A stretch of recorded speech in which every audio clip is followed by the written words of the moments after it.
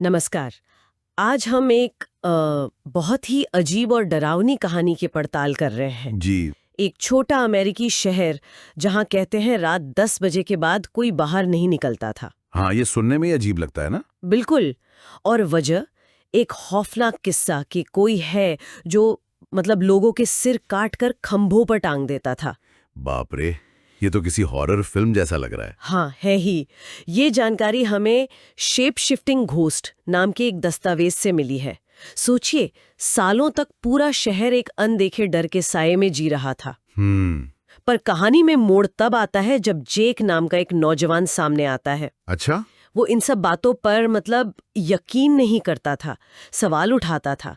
उसे शक था कि ये किसी भूत का काम नहीं है, कुछ और ही चल रहा है। और देखिए, ये सिर्फ कोई अफवाह नहीं थी। दस्तावेज कहता है कि डर का एक ठोस आधार था। ओह, कैसा आधार? लोगों ने वाकई खंभों पर कटे हुए सिर देखे थे, सच में। क्या बात कर रहे हैं? हाँ, और ये उन्हीं लोगों के थे जो रात में किसी वजह से बाहर निकले थे। शायद कोई इमरजेंसी हो, किसी बीमार को अस्पताल ले जाना हो। तो मजबूरी में निकलना पड़ता था और फिर वो गायब हो जाते थे और उनके सिर खंभों पर मिलते थे।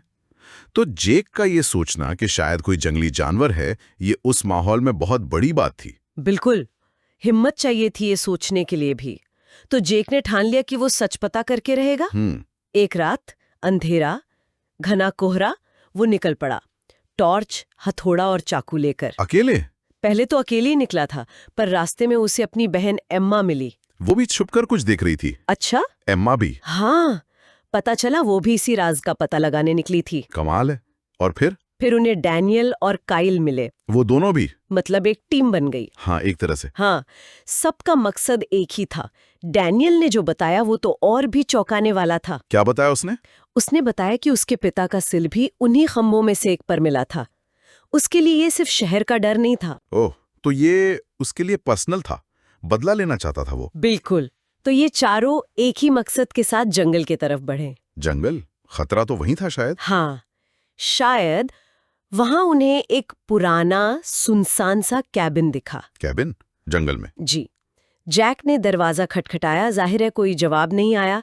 तभी उसे एम्मा की आवाज सुनाई दी। एम्मा की? लेकिन वो तो उसके साथ थी। हाँ, वही तो। आवाज कह रही थी, जैक अंदर आ जाओ।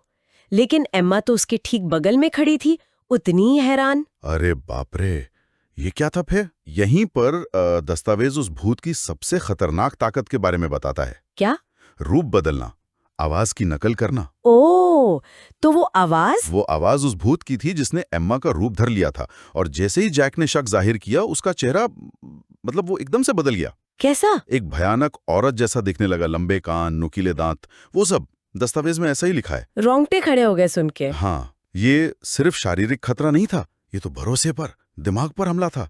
आप कैसे यकीन करेंगे कि आपके साथ कौन है? सही बात है, जाहिर है सब बुरी तरह डर गए होंगे। बिल्कुल। वो फौरन वहां से भागे और पास में एक गुफा की, उसमें छिप गए। लेकिन वहां छिपकर उन्होंने एक बड़ा फैसला लिया। क्या? उन्होंने तय किया कि भागने से काम नहीं चलेगा, उन्हें उस चीज का सामना करना ही होगा। हिम्मत की बात है, उस डरावने अनुभव के ठीक बाद। हाँ, तो वो वापस कैबिन लौटे। वापस? उसी जगह? जी, अंदर गए और अंदर का नजारा और भी भयानक था। कैसा? क्या देखा उन्होंने? दस्तावेज के मुताबिक वहां कई बिना सिर वाली लाशें पड़ी थीं। अरे भगवान! तभी एम्मा ने कुछ बताया। शायद उसने लोक कथा सुनी थी या कहीं पढ़ा था। उसने कहा कि भूत इन्हीं लाशों से ताकत लेता है। लाशों से ताकत? ये कैसी? हाँ, ये उसकी शक्ति का स्रोत थी। ये जानकारी बहुत जरूरी थी। जैक को फौरन एक आइडिया आया। क्या किया उसने? उसने पत्थरों को रगड़कर चिंगारी पैदा की, फिर एक सूखी टहनी जलाई और उससे कैबिन में आग लगा दी। अच्छा प्लान था, सोर्स को ही खत्म कर दो। हाँ, लेकिन तभी कहानी में एक और अजीब मोड़ आया। अब क्या हुआ? जैसे ही आग लगनी शुरू हुई, जेक की माँ जैसी दिखने वाली दो औरतें वहां आ गईं। दो? एक जैसी? हाँ, बिल्कुल एक जैसी। और दोनों जेक को डांट रही थीं कि वो इतनी रात को बाहर क्या कर रहा है, आग क्यों लगा रहा है। ये फिर से भूत का कोई छल था, ध्यान भटकाने के लिए? बिल्कुल, उसे कंफ्यूज करने का तरीका। पर जेक अब तक सतर्क हो चुका था। वो समझ गया कि इनमें से एक असली नहीं है। उसने टॉर्च निकाली और एक औरत पर रोशनी डाली। और रोशनी पड़ते ही उसका असली वो भयानक चेहरा सामने आ गया। पकड़ा गया वो? हाँ, भूत गुस्से में जेक पर झपटा। ओह! लेकिन इस बार डैनियल और कायल तैयार थे। उन्होंने फौरन भूत पर हमला किया, उसे उलझाए रखा। Team work. बिल्कुल। और तब तक कैबिन में आग तेजी से फैल चुकी थी, लपटें ऊंची उठ रही थीं। और भूत का क्या हुआ? जैसे जैसे आग बढ़ी, भूत का शरीर मतलब पारदर्शी सा होने लगा। वो कमजोर पड़ने लगा। अच्छा। हाँ, वो चीख रहा था, चिल्ला रहा था, पर उसकी ताकत खत्म हो रही थी। और आखिर में वो बस राख के ढेर में बदल गया। खत्म हो गया। हाँ, हमेशा के लिए। बाद में दस्तावेज बताता है, पता चला कि वो मरने से पहले एक काली जादूगरनी थी। जादूगरनी? जी। और वो कैबिन उसकी ताकत का अड्डा था। वहीं वो लाशें जमा करती थी अपनी शक्ति बढ़ाने के लिए। तो कैबिन के जलते ही उसकी सारी शक्ति खत्म हो गई। बिल्कुल। उसका सोर्स ही नष्ट हो गया। जेक और एम्मा शहर वापस गए। उन्होंने सबको बताया कि खतरा टल गया है। शहर वालों ने क्या कहा होगा? यकीन करना मुश्किल हुआ होगा शायद। पर सालों का डर खत्म हुआ। सबने राहत की सांस ली होगी। फिर सबने मिलकर जंगल में जो बाकी लाशें थीं, उनका अंतिम संस्कार किया ताकि उन आत्माओं को शांति मिल सके। ये जरूरी था। हाँ।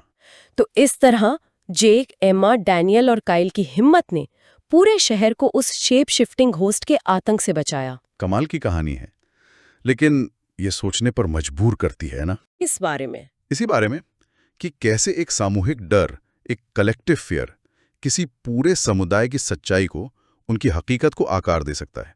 हाँ, ये तो है। डर कैसे सच लगने लगता है। और फिर उन मान्यताओं को जो इतनी गहराई तक समाई हुई हों, उन्हें चुनौती देने के लिए किस तरह के साहस और संकल्प की जरूरत होती है। खासकर तब जब सबूत इतने अजीब हों, इतने अलौकिक लगे। जैक और उसके दोस्तों ने जो किया वो वाकई असाधारण था। बिल्कुल। ये सवाल दिमाग में घूमता रहता है कि हम जिन चीजों से डरते हैं वो कितनी असली हैं और कितना हमारा बनाया हुआ डर। सोचने वाली बात है। अगर आपको ये वीडियो पसंद आया तो वीडियो को लाइक करें और चैनल को सब्सक्राइब जरूर करें। और यही कहानी अगर आप इंग्लिश में सबटाइटल के साथ देखना चाहते हैं तो मेरे इंग्लिश चैनल स्टोरी ग्लाइडर को जरूर चेक करें। मैंने चैनल का लिंक डिस्क्रिप्शन में दे दिया है। वीडियो देखने के लिए आपका बहुत बहुत धन्यवाद।